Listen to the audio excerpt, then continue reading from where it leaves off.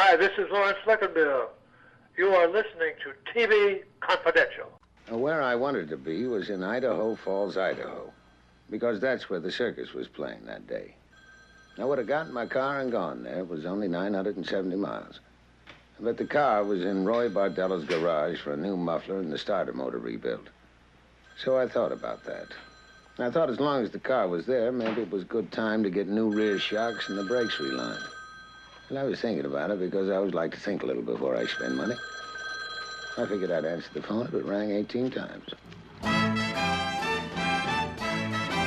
Ed Robertson author guest Steve Aldous and Gary Gillies. Steve and Gary are joining us via Zoom. They are the co-authors of the Harry O. Viewing Companion, History and Episodes of the Classic TV series. Everything you want to know about the making and the development of Harry O., the classic TV series starring David Janssen, Henry Darrow, and Anthony Zerbe. Harry O., a series that began as a character-driven show about a middle-aged man who happened to make his living as a private detective before network politics and other realities of television production morphed Harry O. into a far more conventional show. The Harry O. Viewing Companion includes original interviews with Anthony Zerbe, Lieutenant Trench on Harry O., Les Lanham, Lester Hodges on Harry O., as well as Adam Rodman, son of series creator Howard Rodman, plus a foreword by Les Lanham, and a whole lot more. The Harry O. Viewing Companion available wherever books are sold through McFarland Books, McFarlandBooks.com, as well as Amazon.com. Before we went to break, Steve and Gary and I were talking about how the episodes of Harry O. filmed in San Diego are generally considered to be the best 11 episodes of the series. The writing was very fresh and heavily character-driven, although in some cases some of the plot elements seemed a little bit rushed in the second half of those stories as we pick up our conversation. Not only that, but I had not realized this. This is another thing I learned from reading your guys' book, is when they filmed the series in LA, it was a traditional 5-day a week. It would take 6 days to film an episode. You'd start Monday, you'd finish it the following Monday, and then Tuesday you start into the next thing. When they were shooting in San Diego, I didn't know this. They shot 6 days a week. That's right. Yeah, they only had 1 day off. Yeah. And the reason for that was all the various challenges that were inherent in shooting the show in San Diego, plus getting the films, transporting the films every day from San Diego back to LA. And so it was going back to how maybe how that affected the production of some of the episodes. Some of the plot lines may have been rushed, but that's simply because they were working at such a frenetic pace to stay ahead of the game. There's I think it was on the two-parter that they did, where they were sitting waiting on scripts arriving back, from writers to get them back before they could film, So that's a logistical problem of not filming in LA. You don't have that. It's just around the corner to drop the script off. You got to get it flown down there or couriered down there, whatever it was, which became a logistical problem. And San Diego as well wasn't used to having film units film there. That's right. That was the other thing. I mean, they set a commission up after Harry O. finished filming there, because they realised they hadn't treated the film unit really well, and they could have done better at it. It was the first network weekly series to be filmed on location in the city of San Diego, and while that was an honor, it was also, because it was the first, there were things that they learned from their mistakes. And as you say, they formally put together a commission after the fact. Exactly. Yeah. Gary, I've let Steve hog the microphone so far. Is there anything you'd like to jump in on to dovetail from what he said? No, I mean, I totally agree. I think the San Diego episodes, the writing quality is just absolutely stunning. I love it. I love the beach house, the locations. I like the fact that it wasn't the usual LA or New York type detective. I loved the fact that it was somewhere else in San Diego. But yeah, when they moved to Malibu and they moved to LA, I still was hooked on it, and they brought in other elements, with the Farrah Fawcett and Les and all this, which was great. And then of course they changed the detective. And so there was a big change, in the early episodes, and I loved all that as well. But yeah, I totally agree about the San Diego episodes were the best. I mean, my favourite episode is Shadows at Noon, where he ends up in the asylum, and I managed to get one of the original scripts. And oh, it's just the atmosphere. And again, talking about soundtracks, the soundtrack, the music, haunting, and David's performance when he gives up the girl and she has to go back to the asylum, and just him looking, you could just see in his eyes that he was so disappointed, and the quality of the San Diego ones were tremendous. But yeah, as I say, I still loved the LA shoot as well. Loved them both. Yeah, even though it lost some of its uniqueness when it moved back to LA, because it was still tailored for David Janssen, and there were elements of the original concept that Janssen tried to hold on to as best he could, while also dealing with the compromises that were forced upon him. Those were enough to make it unique. One of the characters, this is another interesting takeaway. Harry O is often considered to be an offshoot of the tradition of Sam Spade and Philip Marlowe. But Steve, you make the case that he's really more closely in the tradition of Russ MacDonald's Lew Archer. Yeah, I've read I've read most of the Lew Archer books, and I've read all of the Philip Marlowe books. And while I can see some, obviously, Chandler was the sort of template. If you could go back to Dashiell Hammett, but I think Chandler was the template for the Chandler to Philip Marlowe. That is, was the template for the lone private eye, if you like. But what I think Russ MacDonald was, he brought in that Lew Archer sort of moved in the circles of a wider, if you like, societal world, and he was observing what was going on around him more. And I think that's what the feel they were trying to get into the Harry O series, that, you know, with the focus on characters, is that Harry would move into that world and not necessarily be focal point of the story, but the focal point would be that world, and Harry moved in it. And I think that really linked more with MacDonald than it probably did with Chandler's Marlowe, with probably the possible exception of The Long Goodbye, which obviously was very much, which is, to be honest, is a classic, I think, and sort of moved Marlowe towards that sort of style. Gary. Yeah, I love the fact they did a lot of voiceover, especially in the San Diego. Yeah. That really set the tone of the whole series. I know they sort of dropped away a wee bit when they went to, the LA, but I loved the voiceover, and David was just so good at that, and he just made the series. I mean, Harry O was David Janssen. He's admitted that himself, but yeah, I love the voiceover. Janssen was one of the few actors who really made that into an art form. I mean, it is a convention that has been used not only on detective series, but on some other dramatic series. And some actors excelled at voiceover performance, and others struggled with it. I mean, Darren McGavin was also very good at voiceover narrative, both in The Night Stalker and when he played David Ross in The Outsider, which is one of the shows you references in the Harry O viewing companion.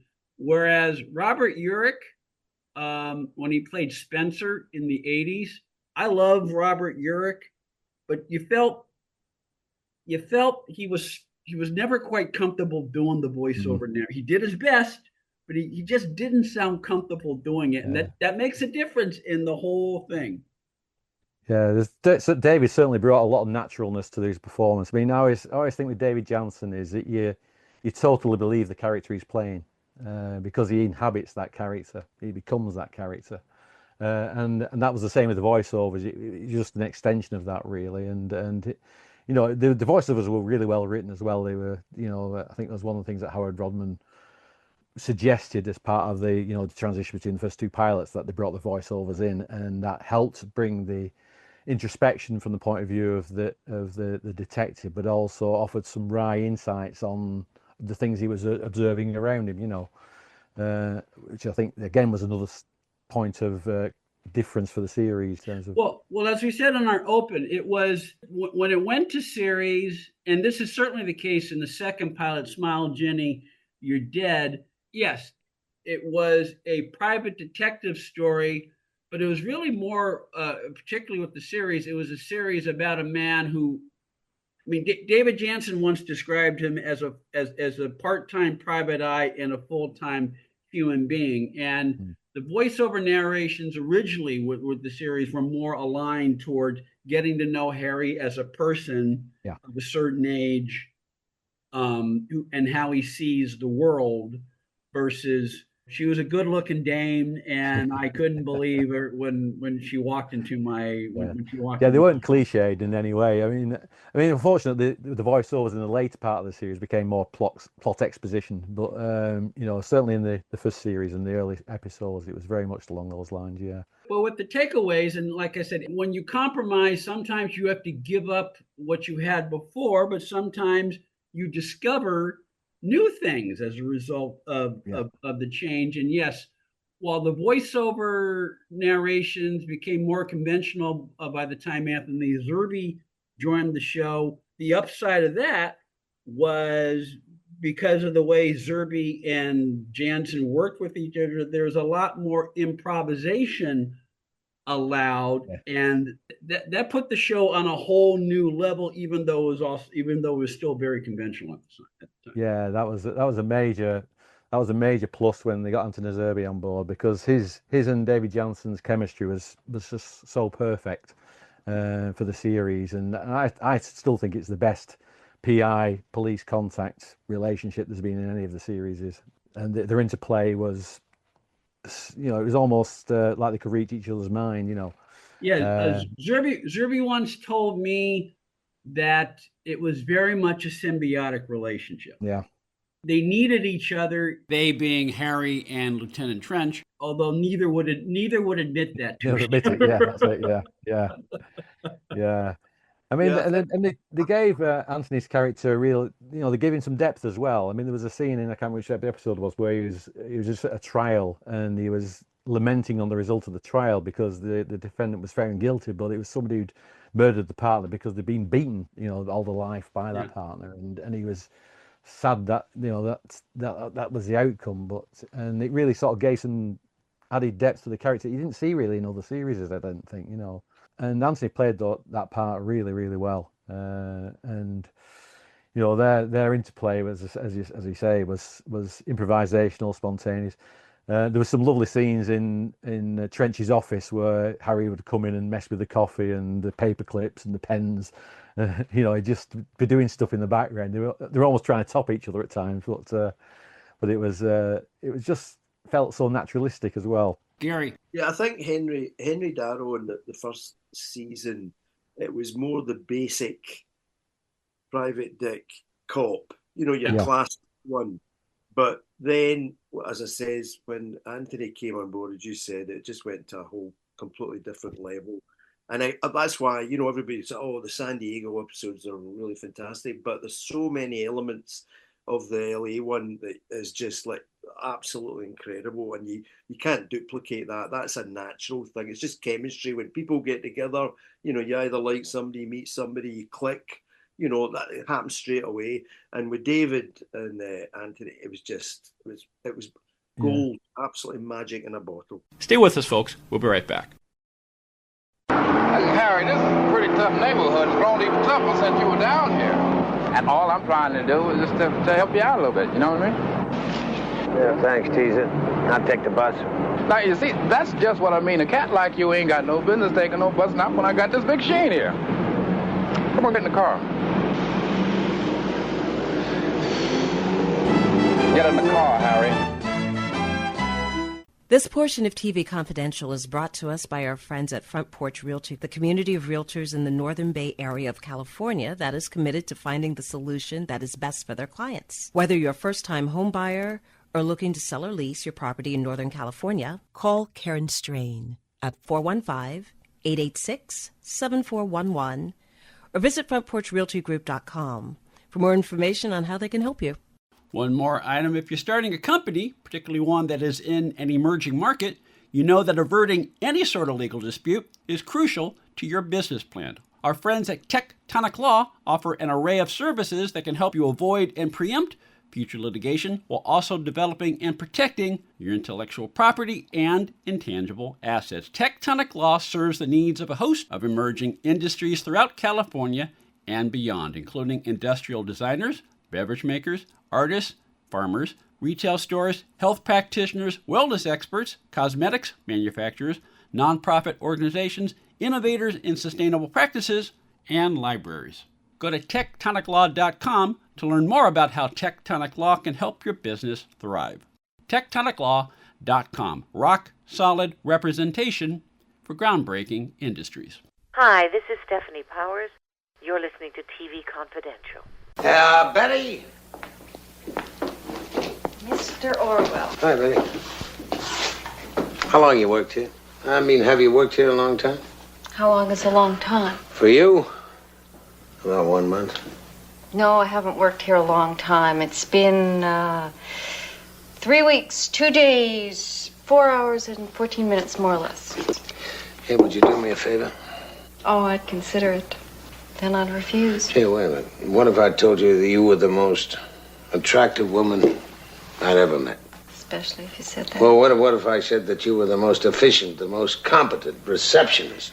That would make me sick. Yeah, what if I told you I was going to quote you Keats's Ode to a Nightingale? Can you do that? No, I can't do that. I lied about that.